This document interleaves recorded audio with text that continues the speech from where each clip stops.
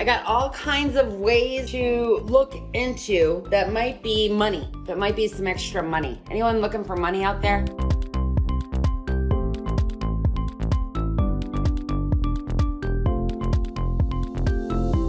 Anyway, so I want to bring up a few things. Money coming at you, okay? If you didn't know already, you probably know that child tax credit money is starting. Like, you should have it in the next couple days. So I'm gonna go through these kind of quickly. So you've got the unemployment tax refund, okay?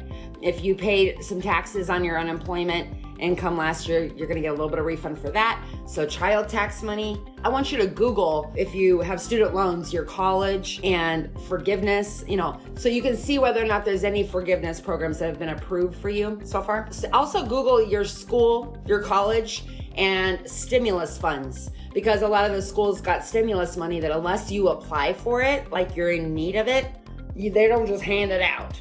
So you got to reach out. Missingmoney.com if you have not been there before, or if you've been there and you've been like, oh yeah, that's me, I should claim that money. You need to get over there and do it. So missingmoney.com, okay? Excess proceeds from a foreclosure. I don't know if you realize this, but when you got your property foreclosed on and you had equity, you have access to the excess proceeds after the sale. A lot of people just walk away. And here's the thing, by law, the trustee has to send a notification to you in the mail that says you could claim the excess proceeds from the foreclosure, the equity you had in the home, but they send it to the house they foreclosed on. So you're likely not gonna get it. And guess what? You only have a 2-year time frame to claim the excess proceeds, or you don't get them anymore. How about that? Do you have a parent, or this isn't something that we usually care about, because the fact is, after the crash and all the foreclosures around last time, nobody had any equity. Everybody was to the stilts. They were put no money down, and they didn't even have to qualify practically. We're in a totally different market where you have to prove you have the ability to repay, just like the first guy said.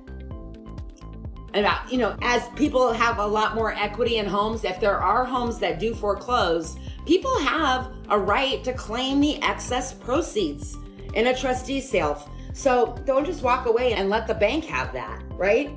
Also, go to the National Registry of Unclaimed Retirement Benefits. Okay, maybe you left a job and you didn't even realize that they were actually contributing to a 401k for you. You have access to getting that. You can have it rolled over, into yours now or into IRA or whatever the case, but don't just give up that money. Make sure you look into your whole vehicle situation right now. Is there a money opportunity there for you to flip a lease, flip your car and actually make some money, or get out from being so buried in it? Maybe you have to write a check for a couple thousand, but you're gonna get top dollar for the price of the car, and maybe you can get out of being so upside down on that car. Like I said, check missingmoney.com. That's where they hold on to a lot of unclaimed checks. I've gotten probably 6 checks over the last couple years that have been everything from an insurance settlement to all kinds of different stuff.